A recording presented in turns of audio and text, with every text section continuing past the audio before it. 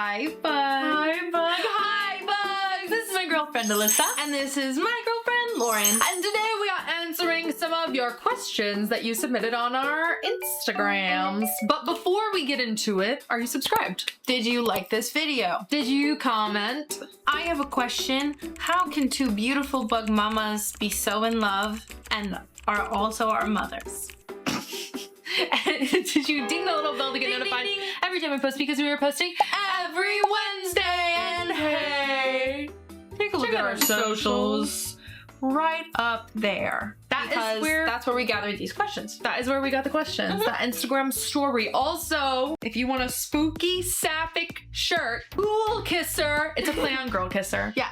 So if you want to be spooky and tell girls you want to kiss them, you can buy this in my Etsy. It's linked down below. And if we don't answer your question, by the way, we're doing a part 2 next week. So if you watch the video through, check back. Yeah, check back next week. Okay, you want to get into the questions. Who inspires you? Who inspires me? I'm very inspired by you I'm very inspired by you. because I feel like you're a hard worker and you keep in good spirits in addition to being a hard worker, which I feel like is a hard thing because you can like put all of yourself into something and be really drained. Yeah. Not you specifically, but just like people can put all The royal you. the royal you can put yourself into something and be drained, but I think you do a good job of working hard but still like nourishing yourself. That's really sweet. You inspire me too. I think you're so creative and so cool and so unabashedly yourself. It's so rare to meet someone, especially like a younger person, who just like has such a point of view.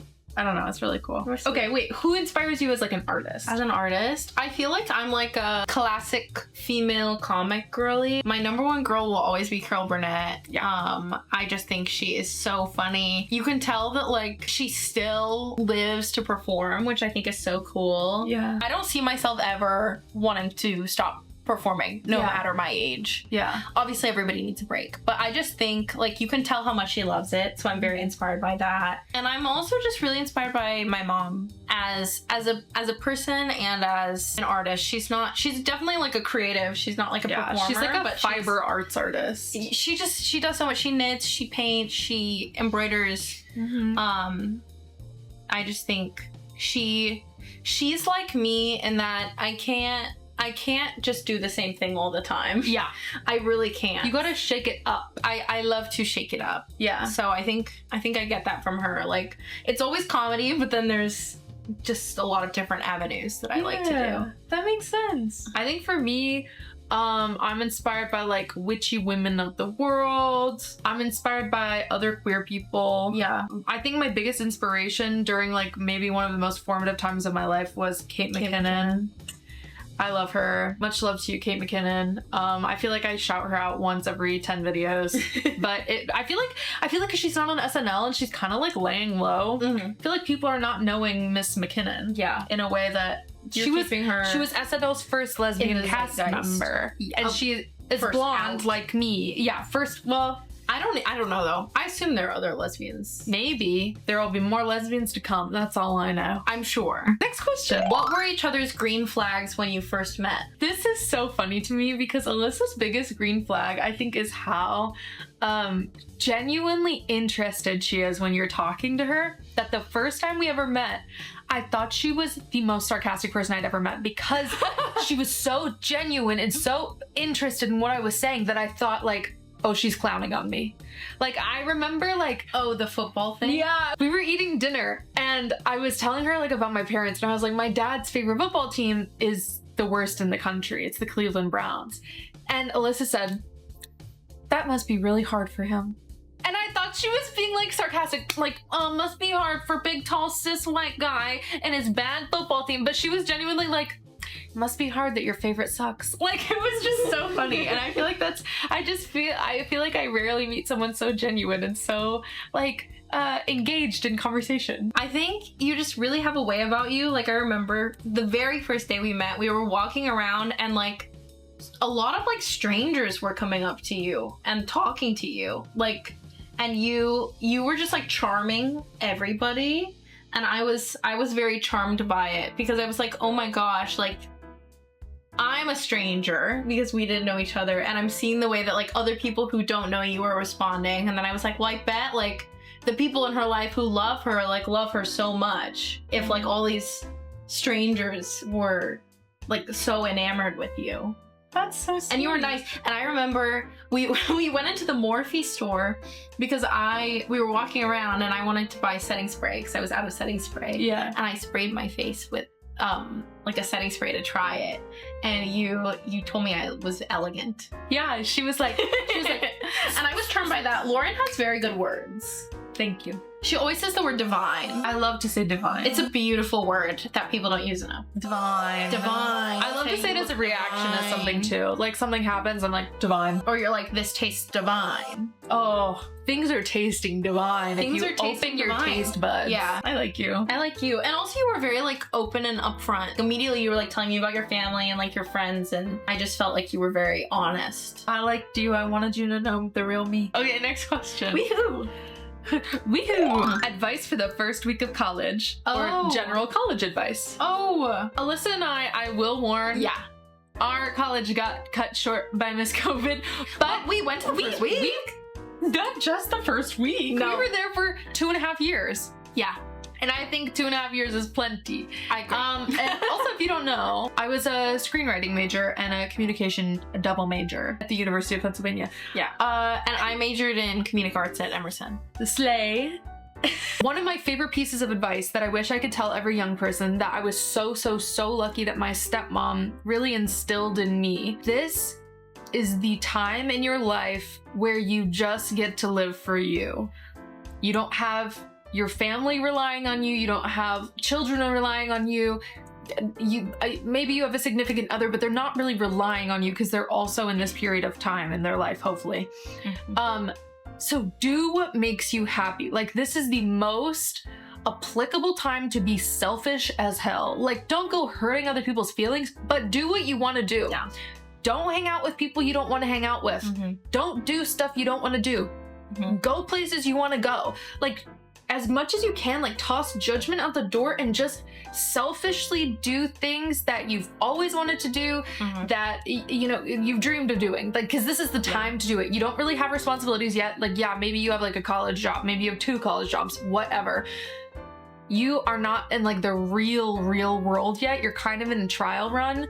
So go ham and just have fun and be safe. I'm not saying like get like freaking plastered or something. I'm saying like, prioritize yourself. prioritize yourself. Have fun. That's what I'm trying to say. Have fun, be safe. Yeah. Whatever. Yeah, like take the freedom, but don't go too far with the freedom. I think for me, the coolest thing about college was the community that I had access to, because usually when you're growing up, you don't live like right next to your friends. Maybe you do. And then after college, you're not probably gonna live right next to your friends, which we're lucky and we kind of do. Yeah. But I think the reason that we try so hard right now to like be physically close to our friends is because we both really loved the community of college and being able to like be a 2-minute walk from your pals. So I think definitely take advantage of that. Absolutely. And I think the first week, something that really helped me was like really making an effort with my roommate and my suite mates. Even if those people don't always stay your friends. I'm lucky because my freshman year, my first ever roommate and suite mates, we were all still friends. Yeah. Like, I'm still really close with my college roommate, and the rest of them I have so much love for, and we're all still pals. But I think that first week, usually you don't want to go and do things alone when you're in a new place. So reaching out to them, being like, hey, we should get food together. Like, we should go to this. Usually first week, there are lots of like activities. We should go to this activity together. This like bonding activity. As much as you can, put yourself out there. Like, my best friend Kelsey the mod, we met because she came up to me and some people I was eating dinner with one night in one of the dining halls the first week. She was just like, can I eat with you guys? We had a sleepover that night that has lasted forever. Like, what is it? 7 years of friendship, because she randomly was like, can I eat with you guys? One of my best friends that I met in college, we became friends because they posted in our Facebook group for my major that they had a coupon for buy one, get one pizza at the pizza place near our college. And so I went with them and the coupon didn't end up working, so I had to buy my pizza. But we had a great time and we stayed friends, and we're still friends today. Yeah, you gotta just you gotta put yourself out there. Don't be afraid to take chances. It's almost like wacky rules. And also it's like if you have a bad experience meeting somebody, which you probably will at some point in college, because everybody's kind of figuring themselves out and people are trying on new personalities and everybody's changing their name to like a nickname. Yeah. But that'll be a good story in the future. So, and most things will turn out well. Most people are trying to be nice. Okay, next question. Okay, I think you've answered this, but how do you start becoming a social media influencer? Oh, I don't think I've answered this on here. Yeah. I did on my now defunct solo YouTube channel. I did make a video about my career trajectory. Yeah. You just start posting, mama. Yeah, that was my feeling too. We both sort of started right as COVID began. You have to push past the discomfort of knowing that people were going to see your videos. Yeah. And probably make fun of you behind your back a little. You just need to That is crazy to me because I don't even think about that. You know what? Also, I will say I started posting videos after college. Well, it was like COVID college. Yeah, whatever. so it was like a time when everybody was kind of doing wacky things, so you could kind of get away with and I wasn't yourself. like dealing with high school peers. I wasn't really dealing with college peers. I wouldn't recommend it for high schoolers, to be honest. No, because also your digital footprint is there, Well, but I mean, even besides that, I just think like if you're focusing on high school and like stuff like that, I just feel like it would be too turbulent to be doing both. Yeah, but I know a lot of people do. If you're like, for me, I don't think I screw would. it, I'm doing it. Yeah. This is my biggest piece of advice because I think a lot of people try and like combo like their influencer stuff with their personal life. Don't do that. No. Especially if you're like, I'm scared people are gonna find it. First of all, they're gonna find it. Second of all, the way to not avoid that, but kind of like curtail that a little bit. I think one of the best decisions I ever made was making a separate Instagram. If you ever noticed, I have 2 Instagrams. Yeah. I have one that I just post pictures on, and it's all of the people that know me in real life. And then there's one that I post my reels and my pictures on, and that's for people who follow me. Yeah. So that I'm not spamming someone I met people 3 in your years life. ago at a dinner, telling them how to ask people out. frenemies. I know, like I'm not like I that was my biggest concern is I was like, I don't want to. Well, the thing about it is you have to post consistently to gain any sort of traction in the algorithm, and I didn't want to spam people who did not sign up for that. They signed up for like occasionally seeing a photo dump. Friend Lauren. They did not sign up for influencer, like gay person Lauren. I mean, they did sign up for that, but they didn't sign up for like me giving them dating advice. Yeah, they didn't follow you. They friended you. Don't be too much of a perfectionist with it. Yeah. But at the same time, don't post things that you hate and resent either. I think there's a balance between like, oh, I don't know, like I don't look perfect in this video. Still post it if you don't look perfect. Like if you still think it's good, but if you don't stand by the video, don't post it. Yeah. But also, if you post something and then later you're like, I don't really like that, delete it. Yeah, I think there's no shame in being like, I was weird for that. Delete it.